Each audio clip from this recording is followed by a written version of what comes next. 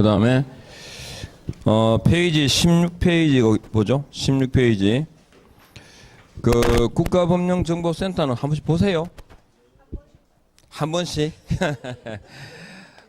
그래서 처음 그 오신 분도 국가법령정보센터 열어가지고 자주 보세요.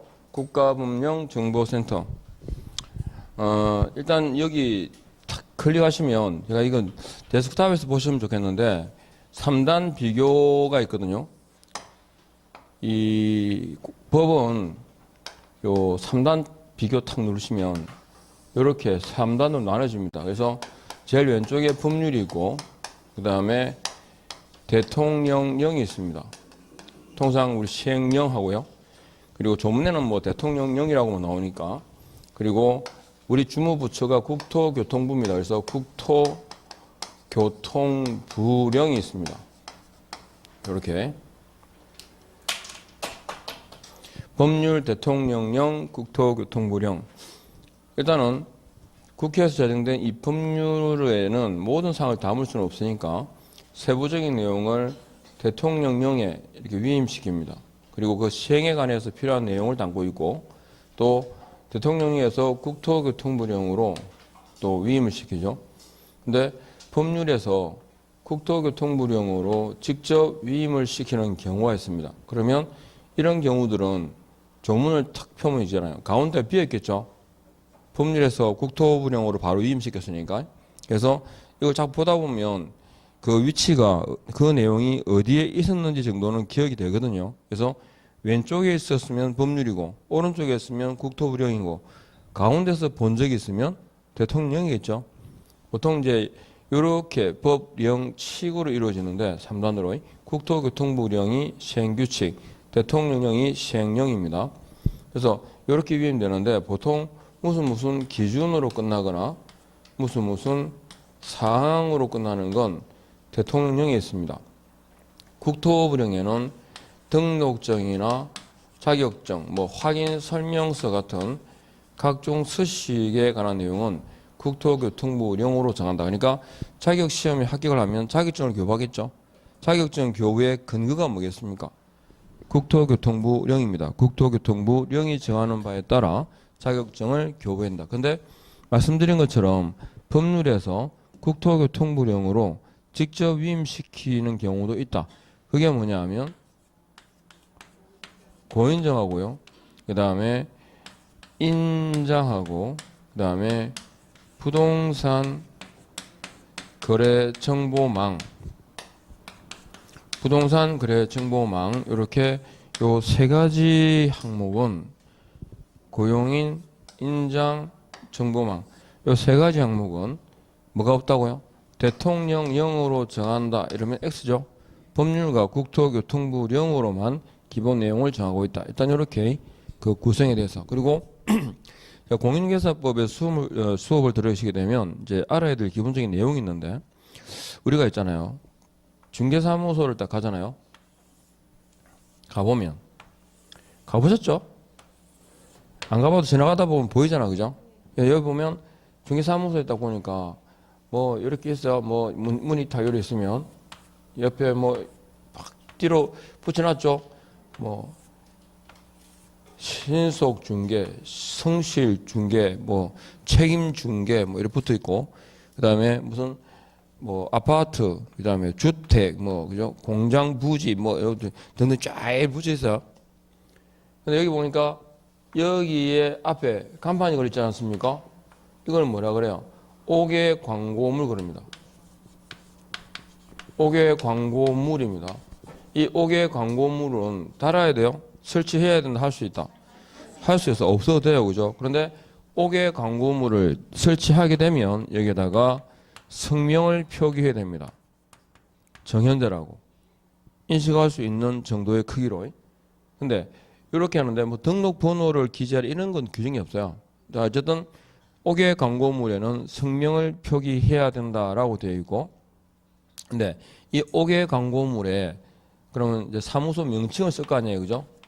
사무소 명칭을 쓸 건데 중개사무소의 명칭은 두 개밖에 없어요. 뭐하고 공인중개사 사무소라는 명칭하고 그 다음에 부동산 중개라는 명칭하고 이렇게 두 개밖에 없어요.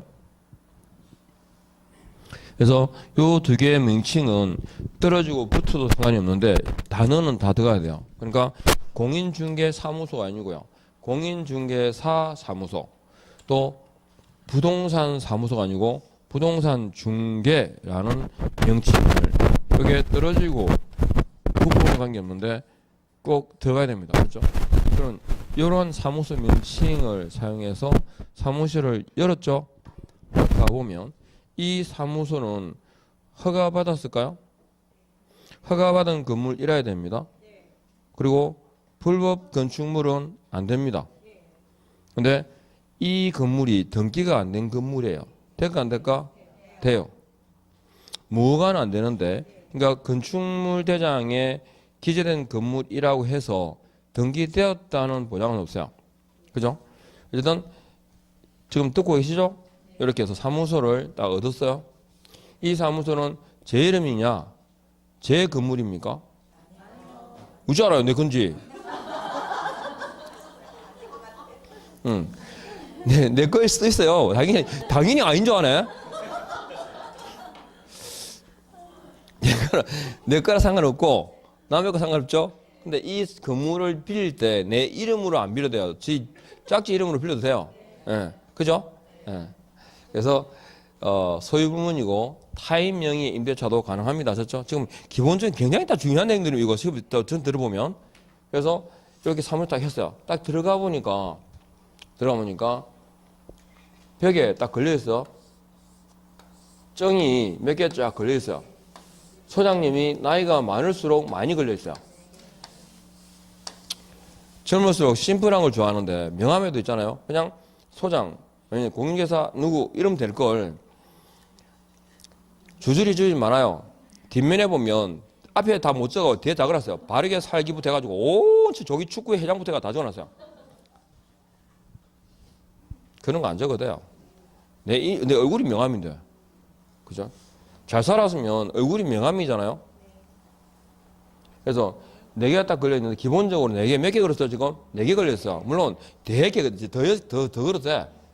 자, 등록증 원본입니까 사본입니까? 그죠? 본 적 있습니까? 네. 자격증 원본이니까 사본이에요? 원본이에요. 이게 왜 그러냐면 예전에 법 조문에 그죠? 등록증, 자격증을 개시해야 된다 그러니까 꼭 희한한 사람이 있어요.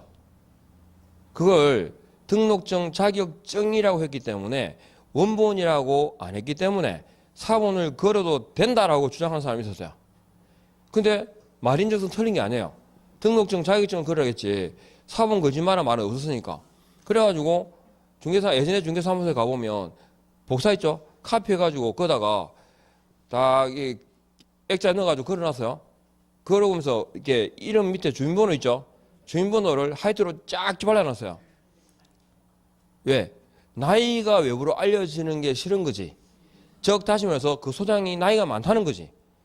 젊으면 가릴 이유가 없지. 아니에요. 너무 어려도 가려요. 제가 처음 강의를 시작했을 때 와 진짜 짜증나는 거예요. 그 당시에는 여러분 지금 젊은 거예요. 예전에 그 20년 전에 있잖아요. 강의를 듣는 분들 보통의 나이가 젊은 분이 40대였어요. 근데 갑자기 20대가 있잖아. 걔는 희귀종이야, 희귀종. 그러니까 40대, 50대, 60대가 거의 주였기 때문에 특히 40, 50대가 주였어요. 이제 60대도 제목이 있었거든요. 그러니까 제가 그죠? 그럼 몇 살에 그 강의했는지 상상이 안 가지 않아요? 20살에 강의했는데 이런 생각 안 드나 이거? 그러니까 굉장히 대화가 그죠? 그래도 이게 어느 정도 연륜이 있어야 뭔가 인생사를 계약도 하고 뭐 연륜이 되는. 그러니까 지식의 전파밖에 안 되는 거예요 내용이. 그죠? 그러니까 그때는 좀 나이 좀 들어 보였으면 싶었는데 지금은 아니 어느 순간 나이를 신경 쓰기 시작한다는 건 나이가 들었다는 거잖아요. 그래가지고 그죠? 그래서 예전에는 안 그랬는데 그죠? 교수님 젊어 보인다면 기분이 좋아요. 나쁘지는 절대 나쁘지는 않아. 옛날에는 너무 젊어 보이면 아직도 젊어 보이나? 그 생각했었거든요. 왜냐면 그때 날아다녔으니까요. 이게 몸도 지금 몸이 아니었으니까. 어쨌든 결과적으로 인상은 좀 더 좋아졌다는 얘기 듣고 있습니다. 저 살이 쪘다는 거죠, 그죠? 옛날에는 뭐 날아갔으니까요. 어쨌든 등자 원본인데 사본을 건 이유가 나이 때문이었어요. 그래가지고 근데 나이는 그죠? 딱 보면 편하잖아. 가린도 가리지나, 그죠? 도대체 안 가려지는 게 두 군데가 있죠. 목하고 손하고. 그래서 목하고 손하고 그랬더니 손은 모르겠는데 목은 된대. 땡기갖고 이렇게 팽팽하게 할 수 있대요. 어쨌든 원본입니다. 그 다음에 공제증서 보셨어요? 보정서입니다. 그 다음에 보수요율표를 딱 그러거든요. 등록증, 자격증, 보정서, 보수표 4개. 근데 사업자 등록증도 걸려있죠? 사업자 등록증도 걸려 있습니다. 근데 공인중개사법에서 요구하는 게시사항은 아니에요.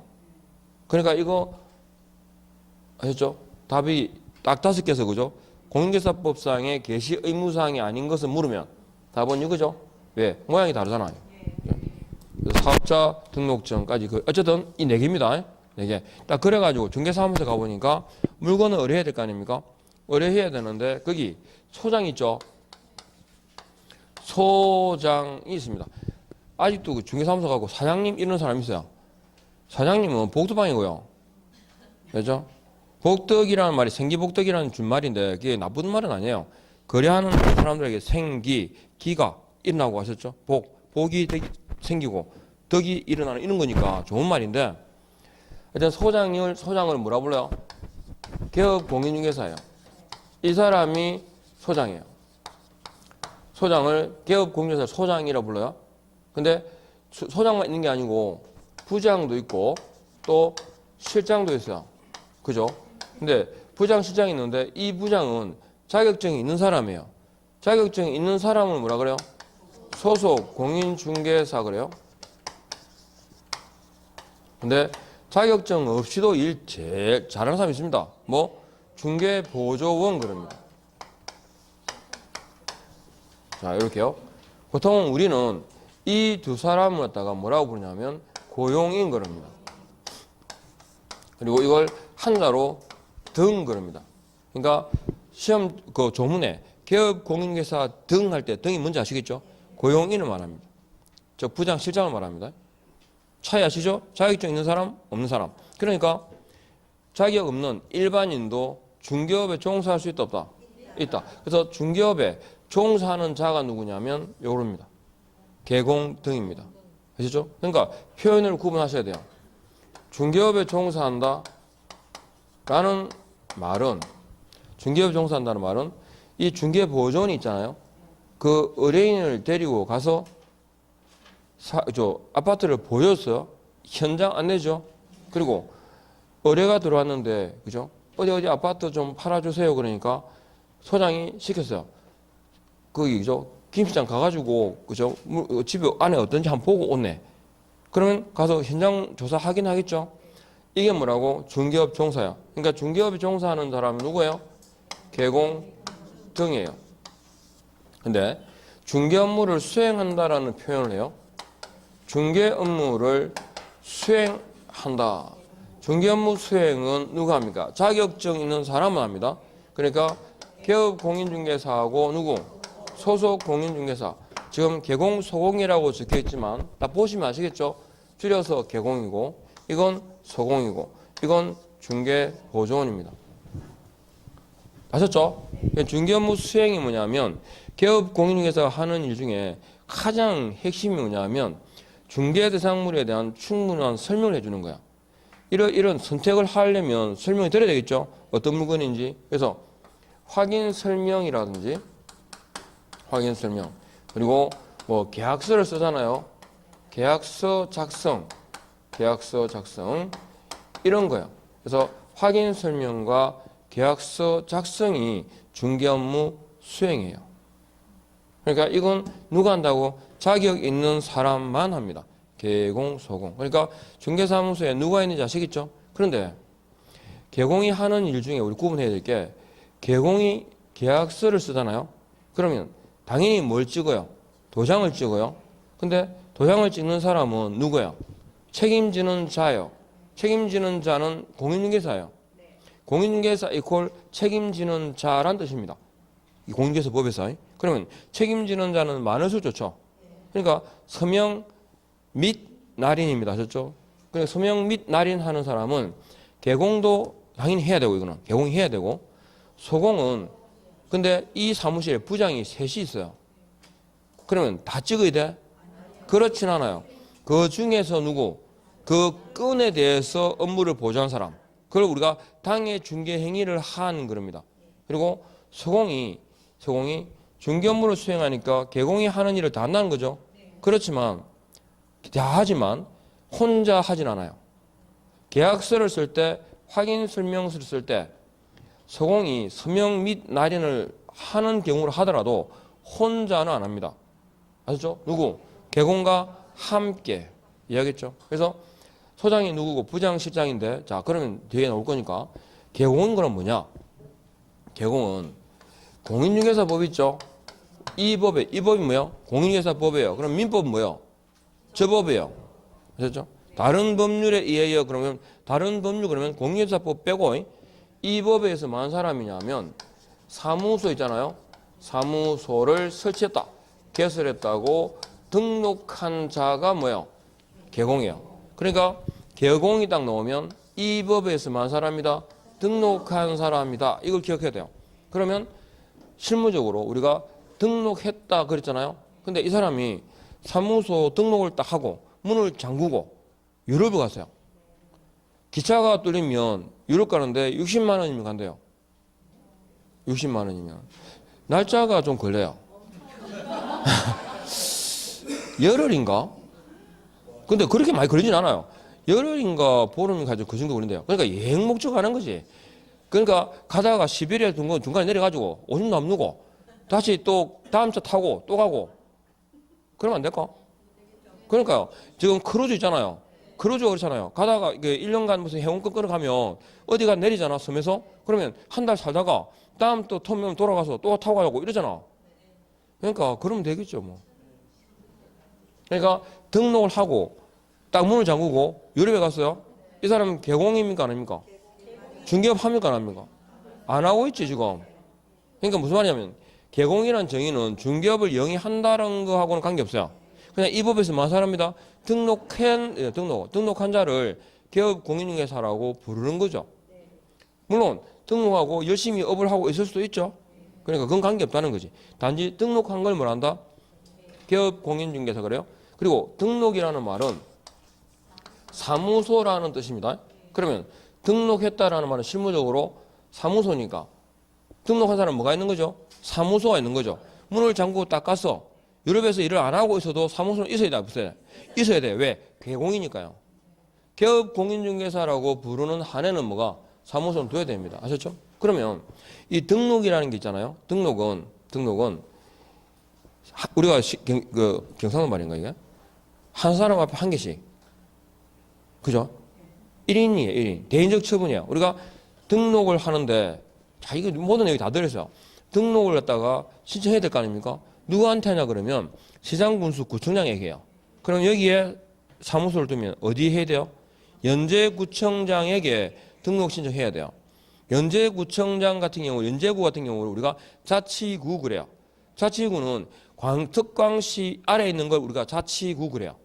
그러니까 특별시, 광역시 밑에 있는 건 기초단체인 자치구죠. 근데 창원시 성산구라는 게 있어요. 창원시에도 구가 있어요. 혹시 아세요? 창원시에도 구가 있어요. 5개나 있어요. 그러면 창원시 성산구에다가 사무소를 두게 되면 등록 신청을 누구한테 할까요? 성산구청장에게 합니다. 오늘 제가 안면이 오늘 처음인데 그럼에도 불구하고 금방 들었죠. 창원시라고 대답하는 거 들었죠? 네. 성산구청장에게 합니다. 왜냐하면 성산구는 비자치구야. 창원시에는 의회가 구의회가 없어요. 창원시 의회가 있고 여기는 연제구 의회가 있죠. 그러니까 하나도 걱정하실 게 없어요. 차이가 없어. 그러니까 자치구뿐 아니고 비자치구도 돼요. 아셨죠? 예. 그러니까 구라는 명칭만 쓰면 등록관청이 구청장인 거죠. 이해하겠죠? 그래서 등록관청에다가 등록 신청을 또 하면 이 사람한테 등록을 받아줄 것인가 말 것인가 생각하는데 기본적으로는 해줘야 돼, 그지? 해줘야 되는데 거절할 수 있는 경우도 있거든요. 어쨌든 등록 신청을 했을 때 그 등록 신청자에 관한 내용을 따집니다. 뭐냐면 그 사람에 대해서만. 그러니까 등록은 대인적 처분이죠. 대인적 처분이고 한 사람에게만 전적으로 속한다. 일신 전속적입니다. 따라서 등록을 다른 사람에게 이전한다든지 양도하든지 혹은 아들한테 물려줄 수가 없어요. 아셨죠? 그리고 등록은 사무소죠. 그러면 등록은 대인적 처분이니까 한 번이에요. 1인 한 사람에 한 배. 그러면 사무소 몇 개겠어? 한 개죠, 원칙. 그런데 이게 이중 등록이 되어버리면 사무소 몇 개라는 얘기야? 두 개가 돼요. 그러면 두 개가 되니까 한 곳에는 누가 개공 아닌 사람이 있다 이 말이 되죠. 또 이 기업 공인회사가 자기 사무소를 두고 다른 사무소에다가 적을 뒀어요. 소속이 됐어요. 그러면 이중 소속이 돼가지고 다른 사무소에서 일을 하고 있으니까 자기 사무소는 또 책임 못 지는 사람이 누군가 있겠죠. 그래서 이중 소속도 안 돼요. 절대로 안 돼. 아셨죠?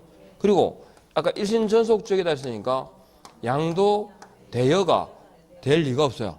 그래서 공인중개사법에서 무조건 금지한다 그러면 이 네 개입니다. 요 네 가지는 예외가 있어 없어요? 없어요. 무조건 절대 금지예요. 절대 금지이기 때문에 해당이 되면 그 등록을 절대적으로 취소해야 돼요. 등록을 취소해야 되는 사유가 됩니다. 아셨죠? 절대적입니다.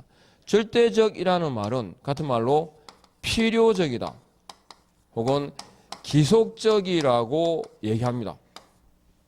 절대적, 필요적, 기속적. 그래서 이걸 절치라고 얘기합니다.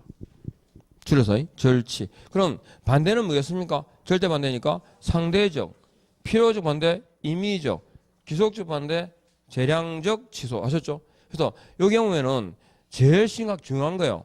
무조건 예외가 없으니까 무조건 날리면서 등록은 취소하면서 동시에 1대1입니다. 형법상에 규정되어 있는 징역이나 벌금형 있죠?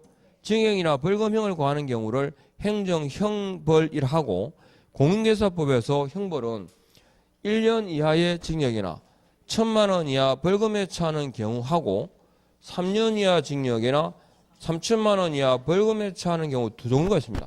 그러니까 1대1도 그죠? 굉장히 센 거죠. 그러니까 이 네 가지가 되면 등록은 취소하고 할 수 있고 하고 1대1입니다. 1년 이하 징역이나 1,000만 원 이하 벌금에 처한다. 아셨죠? 예외를 두지 않습니다. 무조건. 왜 금지하는지 아시겠죠? 예, 그래서 개공이라는 정의에서 말씀드렸어요. 그리고 등록 이퀄 사무소라고 했는데 시험 지문에 그죠? 우리가 일반적으로 중개업에 종사한다 그러잖아요. 즉 중개행위를 한다, 중개업에 종사한다라는 말은 사무소에 등록증이 게시되어 있다, 걸려 있다라는 뜻이거든요. 그래서 중개업에 종사한다는 말은 중개업을 하려면 사무소에 뭐가 걸렸다고? 등록증이 딱 걸려 있어야 일을 해요. 그래서 이제 예를 들어서 개업 공유회사가 사무소를 운영하다가 휴업하고 싶잖아요. 그러면 휴업 신고서를 제출하거든요. 휴업 신고서를 제출할 때 뭘 같이 제출하냐 그러면 등록증을 같이 제출해요. 공부했어요? 했구나. 그럼 걱정할 이게 아닌데. 그래서 야, 그럼 이 모르는 사람도 물어야지. 등록증을 걸어놔야 돼, 그죠? 걸어놔야 되는데 이 사람이 제일 자주 언급되는 질문이 이거예요. 휴업 기간 만료 시 즉시 중개업에 종사할 수 있다.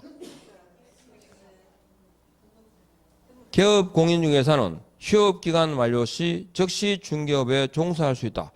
X죠? 왜? 사무소에 뭐가 없으니까? 등록증이 없으니까. 그래서 등록증을 돌려받는 절차가 뭐라고요? 재개업 신고입니다. 아셨죠?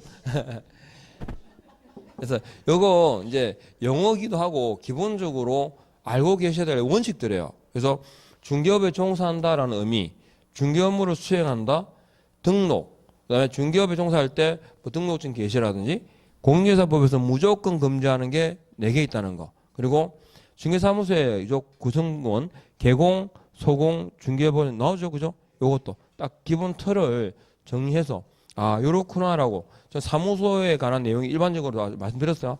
자, 그러면 16페이지 보니까 공인중개사법의 구성은 아까 그랬죠? 법, 령, 칙 그랬고 기본적으로 3단으로 이루어져 있는데 고용인, 그죠? 왜 고인정 적어놨어? 고용인인데. 고용인 있죠? 이거 설명드리다가 고용인. 고용인 누군지 아시겠죠? 이제 등하여 등 소공과 중개보조원이에요. 그 다음에 계약서에 도장 찍죠? 인장입니다. 그 다음에 부동산 거래 정보망은 저 소장들끼리 아셨죠? 정보를 교환하는 네트워크예요. 그게 뭐냐면 그 이모 배우가 선전하는 한방이라고 있어요. 한방. 한방. 그 한방은 저 소장들끼리만 이용해요. 다시 말해서 기업 공인중개사들끼리만 활용할 수 있어요. 이건 중요한 내용이죠.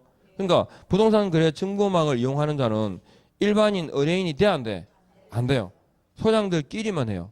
그러니까 부동산 거래 정보망에서 의뢰인이라든지 일반인이라는 표현이 나오면 OX다. X예요. 당연히 대통령령이란 말도 안 오겠죠. 그래서 고인정해가지고 이 세 가지 기억하셔야 됩니다. 아셨죠? 이렇게 정리를 하시면 돼요. 그래서 이 공인중개사법의 구성에 대해서 그 다음에 공인중개사법의 성격 그랬는데 일단은요 부동산 중개와 관련된 일반법이 다 돼 있고 그 다음에 우리가 법이라는 게 사람 장소 관계없이 보편적으로 적용되는 일반법이 있죠. 그 다음에 특정한 장소 사람 특정인에 대해서만 적용되는 특별법이 있습니다. 두 개 중에서 뭐가 우선한다? 특별법 우선의 원칙입니다. 같은 내용이라면. 그러면 특별법 우선 원칙 그랬는데 사인 간의 그죠 생활관계를 규율하는 법이 뭐다? 민법입니다. 그러면 개인과 개인 사이에 일어날 수 있는 일들이 많잖아요. 그죠? 그 중에서 상행위와 관련된 기본법이 뭐냐면 상법입니다. 상법이고 그리고 부동산 중개와 관련된 기본법이 공인중개사법입니다. 그러면 원래 기본적으로 있잖아요. 상행위를 대상으로 하는 게 상사중개고 상사중개에 관련된 기본법이 상법입니다. 그리고 상행위가 아닌 비상행위를 대상으로 하는 게 민사중개고 민사중개의 대표적 경우가 부동산 중개, 직업 소개, 중매 이런 겁니다. 중매, 사람 소개. 그러니까 이런 게 민사중개고 우리는 기본적으로 그럼 공인중개사법을 적용하고 상법은 적용 여지가 없죠. 민사중개니까. 그런데 판례상에서 보면 개업 공인중개사는 중개를 영업으로 하는 경우에 상인으로서의 지위를 갖는다라고 되어 있고요. 그러니까 기업 공인중개사가 중개 행위로 인해서 받는 중개보수 이 청구권이 뭐라고 한다? 상인보수 청구권으로 본다라는 말입니다. 그럼 상인보수 청구권으로 본다라는 게 무슨 말이냐면 보수 지급에 대해서 따로 약정을 안 해도 유상이라고 명시를 하지 않아도 뭐만 되면 거래만 되면 그죠? 거래 시에는 보수를 인정하겠다 이 말입니다. 그러니까 이건 당연 보수입니다. 뭐만 되면 거래만 되면 뒤집어서 말하면 아무리 노력을 기울여도 뭐가 안 되면 거래가 안 되면 한 푼 일부도 청구할 수 있다 없다라는 얘기가 상인보수 청구권에 관한 성격이고요. 상인보수 청구권, 저 보수 청구권이라든지 계약서 작성에 관련된 내용은 상법의 전면적인 적용이 아니라 상법 총칙과 그 일부 규정을 적용하게 됩니다. 그러니까 부분의 적용이라는 측면에서 특별법적인 지위를 갖는다 이렇게 보고요. 그래서 부동산 중개에 관련된 내용이 나오면 제일 첫 번째 공인중개사법을 우선 적용할 거고 그 다음에 상법을 그 다음에 민법 순으로 적용을 하게 됩니다. 아셨죠? 그래서 민법과 상법에 대한 특별법이다 뭐 이렇게 얘기하니까요. 넘어가시고 그 다음에 공인중개사법의 제정 목적이 나옵니다. 공인중개사법의 제정 목적이 보니까 딴 건 필요 없고 그냥 한번 법 제1조 목적 있죠. 출제 빈도는 극히 떨어지니까 한번 잘라서 읽어보시면 돼요. 이 법은 공인중개사 업무 등에 관한 사항을 정하여 그 전문성을 제고하고 컷. 그러니까 그 공인중개사 업무를 규정해서 전문성을 제고하는 게 첫 번째 목적입니다. 하나. 18페이지 보고 계시죠? 그 다음에 부동산 중개업을 건전하게 육성하여 컷하시고 육성입니까? 지도입니까? 지도 아니고 육성입니다. 육성. 그러면 건전한 육성의 대상이 뭡니까? 부동산 중개업입니까? 업무입니까? 업입니다. 업 동그라미 하시고 딱 두 개만 기억해 두시면 됩니다. 자, 그 다음에 용어 정의가 시험에 이거 하고 고인정 공인중개사법상의 용어가 딱 나와요. 용어 그죠? 용어가 나오면 법제이죠. 이건 6가지가 있습니다. 그리고 지문을 봤을 때 이게 옳은 지문인가 틀린 지문인가의 판단 기준은 법문대로입니다. 법문대로 되어 있으면 맞는 거고 아니면 틀린 거다. 아셨죠? 그러면 첫 번째가 중개가 나오는데 자 오른쪽 19페이지에 1번 중개 정의가 있습니다. 보고 있습니까? 정의를 딱 보시면서 일단 체크해 보시죠. 중개를 하면 다음에 제3조의 규정에 의한 중개 대상물에 대하여 컷 자르시고 그러니까 중개할 수 있는 물건이 어떤 건지 법 제3조에 규정되어 있다 그죠? 예, 그리고 이걸 줄이면 법정 중개 대상물입니다. 법에 정해놨으니까 법정 중개 대상물에 대하여 라는 말이고 그 다음에 거래 당사자 그 안에 그랬죠. 컷 하시고 거래 당사자 그러니까 주는 겁니까? 받는 겁니까?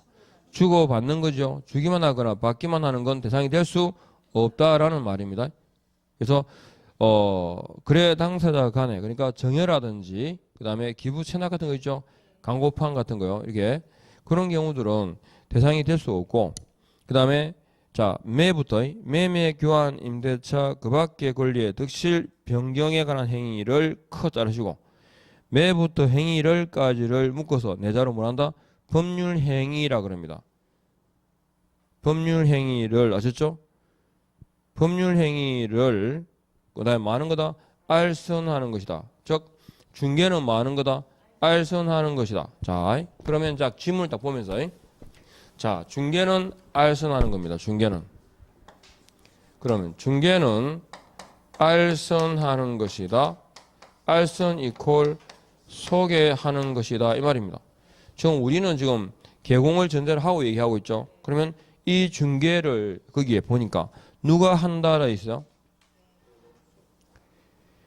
중개를 하면 그 정의에 이 중개를 누가 한다고 되어 있어요?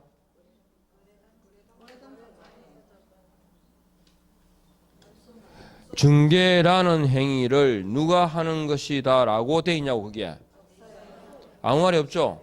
그러니까 아무 말이 없으니까 아무나 하면 돼. 그러니까 중개는 당연히 우리가 그죠 개공이 하는 걸 전제로 하겠죠. 개공이 하는 걸 전제로 하지만 따로 언급이 없으니까 일반인도 된다 안 된다. 일반인도 그죠 일반인도 됩니다.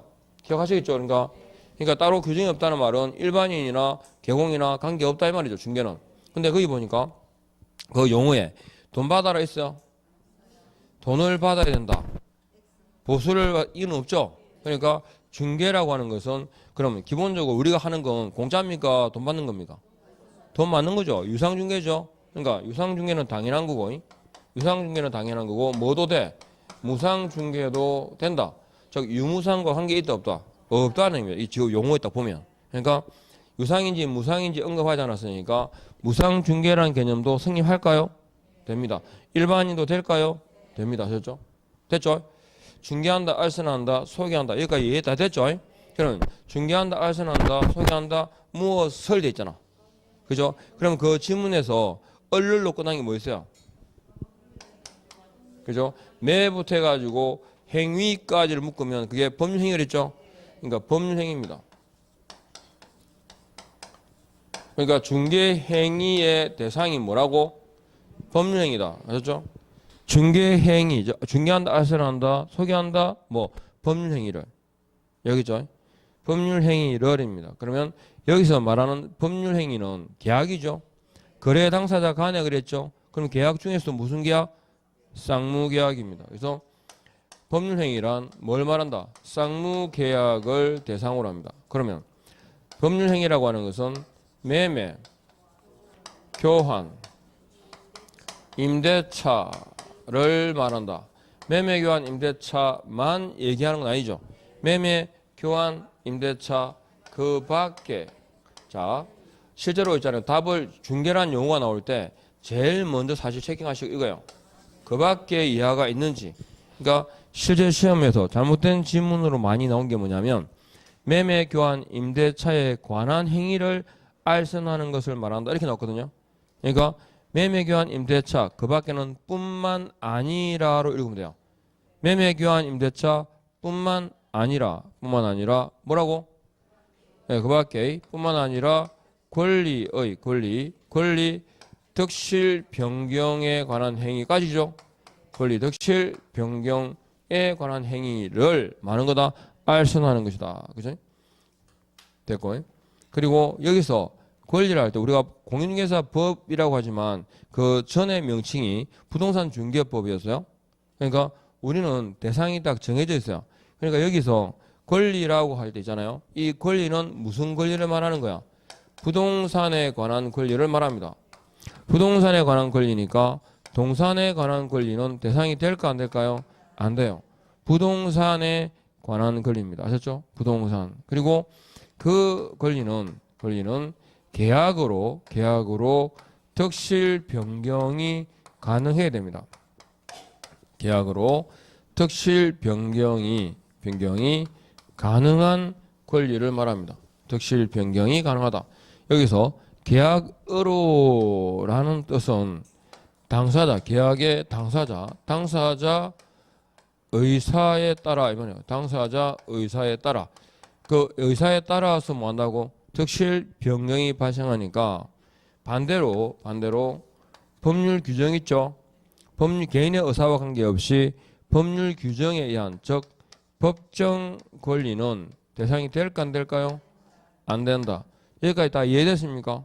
그러니까 부동산을 대상으로 계약으로 득실 변경이 가능한 권리들을 말합니다. 그러면 자, 매매를 알선하는 건 다 중개냐? 그렇지 않죠, 그죠? 매매 알선을 한다고 해서 다 중개가 아니다. 즉 모든 법률 행위를 대상으로 한다 그러면 X 그랬죠? 따라서 이 법률 행위는 뭐에 대한 매매 등이냐 그러면 법 제3조에 규정되어 있는 법정 중개 대상물에 대한 겁니다. 법정 중개 대상물에 대한 법령이죠. 그러면 법정 중개 대상물은 법률에 규정되어 있겠죠. 그리고 대통령령에도 규정되어 있습니다. 그러니까 첫 번째 중개 대상물은 법률로 정합니까? 법령입니까? 법령으로 정합니다. 그렇죠? 법률로 정하는 게 몇 개 있죠? 토지, 건축물 2개가 있고 그 다음에 대통령령으로 정하는 게 임모, 그 다음에 공장재단 그리고 광업재단까지 몇 개 있더라? 5가지. 그러니까 이 법정 중개사물 부분에 다시 보시겠지만 법정 중개사물 5가지는 중요합니다. 5가지에 대해서 이루어지는 행위라야 일단 공인중개사법에 적용을 받습니다. 토지, 건축물, 임목, 공장, 광업재단이 아니라면 공인중개사법의 규정 자체를 안 받아요. 아셨죠? 그리고 중개라고 하는 것도 매매를 알선한다고 중개 아니랬죠? 뭐에 대한? 이 5가지에 대한 매매 알선이 중개입니다. 이해하겠죠? 중개라 했을 때. 그래서 법정 중개사물 5개 기회되고 처음 들으시면 임목, 공장, 광업, 재단이 뭔지 모를 수 있잖아요. 그죠? 그러면 항상 그렇게 하면 돼요. 모르는 건 A로 두면 돼요. A는 B이다 이런 거 있잖아요. 그러니까 임목, 공장, 광업, 재단이라고 몇 개 있다? 3개가 있구나. 저게 뭐지? 나중에 보면 되지 뭐. 근데 나중에 보면 되지 뭐라고 해야 되는데 공부하는 사람이 안 그렇잖아요. 그죠? 하다 보면 모르겠거든요. 그러면 자기가 그거 보고 있어. 임목이 어디 있어 이거 임목이. 그 찾아서 한참 보고 있으면 앞에 보면 제가 없죠. 딴 데 하고 있잖아. 그러면 또 물어요. 어디 가노? 어디 안 가서요? 앞에 서 있어요. 그러니까 모르는 건 간단하게 메모를 해 두시는지 아니면 A는 B인 거야. 그러면 대통령령으로 정하는 게 임목공장광업재단이라는 게 있구나 하고 그냥 넘어가요. 그걸로 끝이에요. 이해하겠죠? 하나도 몰라도 시험 치는데 문제가 없을 수도 있는 것도 있어요. 그러다 굳이 찾아가지고 머리 아프고 그죠? 물론 궁금하기는 그죠? 그건 나중에 궁금해도 돼요. 그래서 아까 아셨죠? 궁금한 건 물어요. 임목이 뭐예요? 이래가지고 물어요. 아셨죠? 질문하시면 대답해 줄 테니까 아셨죠? 그러니까 모르면 그냥 딱 그대로 묻어둬요. X라 치고 이런 거 있잖아요. 그거. 그래서 임목공장광업재단까지 몇 개? 5가지에 대한 매매, 교환, 임대차 뿐만 아니라 권리의 득실 변경에 관한 행위를 알선하는 게 뭐다? 중개고, 이 중개는 일반인도 할 수 있고 유무상과는 관계가 없고, 아셨죠? 기억해야 됩니다. 자, 다시 중개의 대상이 뭡니까?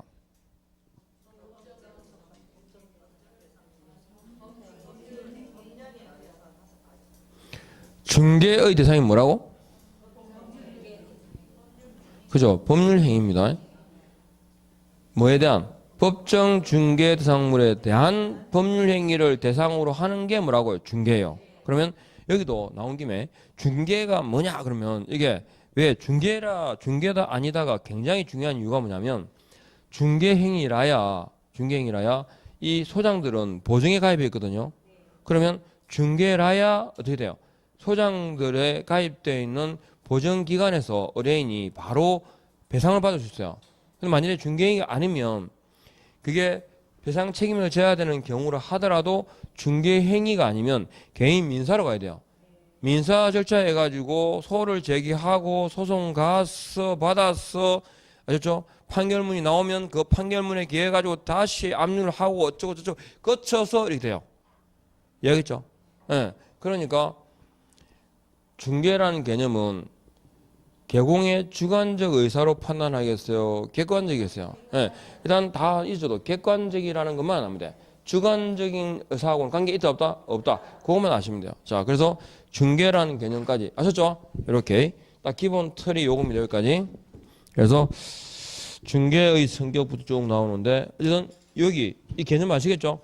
여기 보면 제목만 다시 보셔도 돼요. 중개의 성격의 사실행위가 당사자 간의 의사 표시 관계 없는 뭐라고? 단지 그죠? 소개시켜 주는 거였죠. 그리고 판례상에서는 개공의 중개행위는 영리를 목적으로 하는 상법상 상행위에 포함된다라는 판례가 있습니다. 넘어가시고 중개상물 해가지고 몇 개가 있다?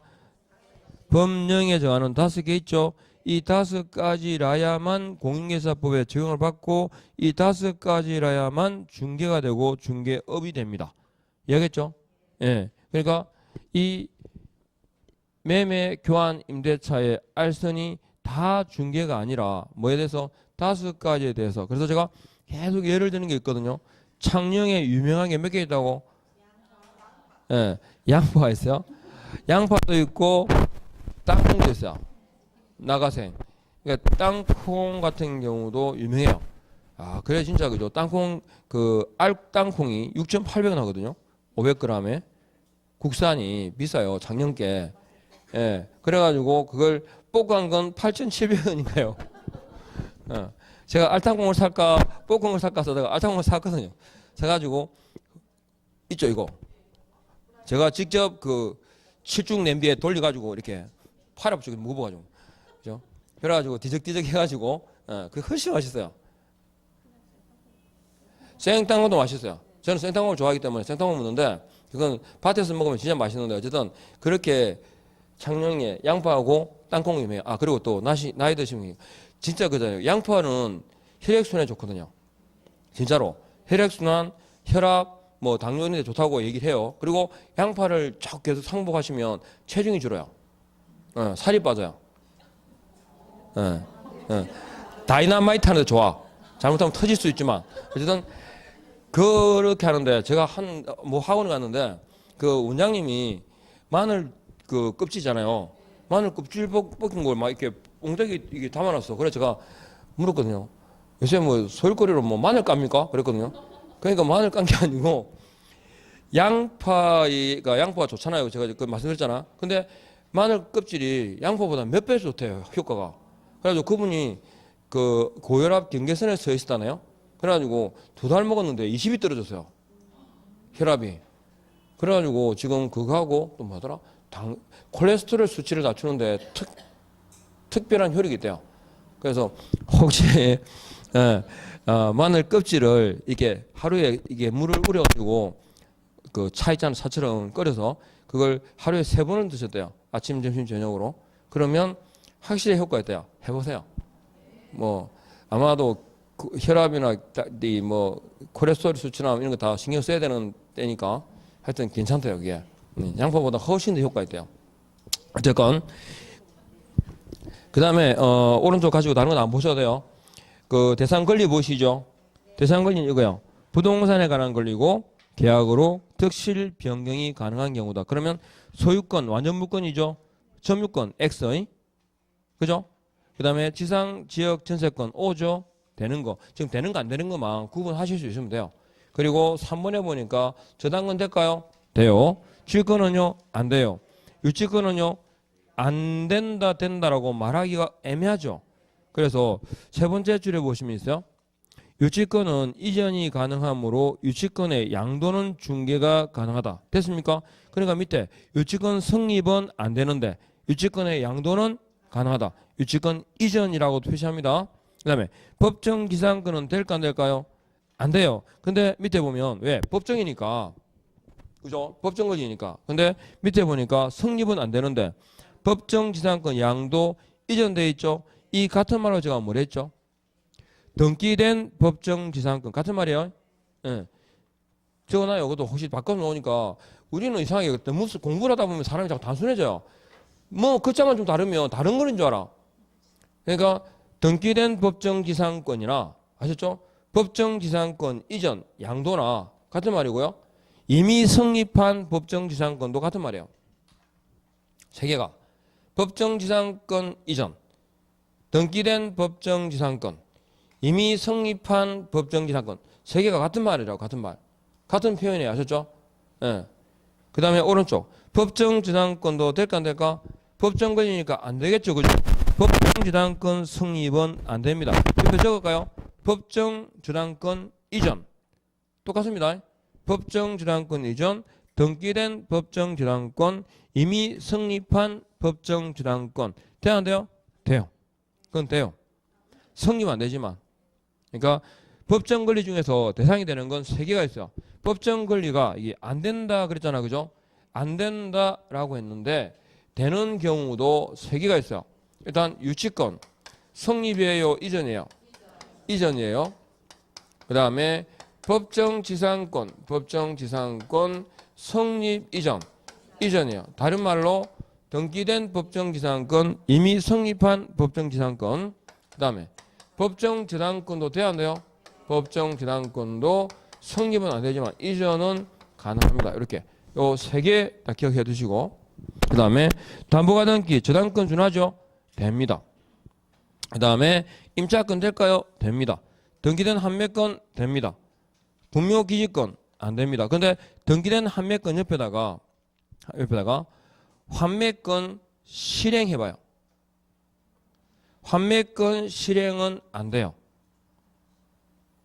그러니까 A, B가 그죠? 매매를 하고 판매 특약 등기가 부기등기로 동시에 이루어지죠.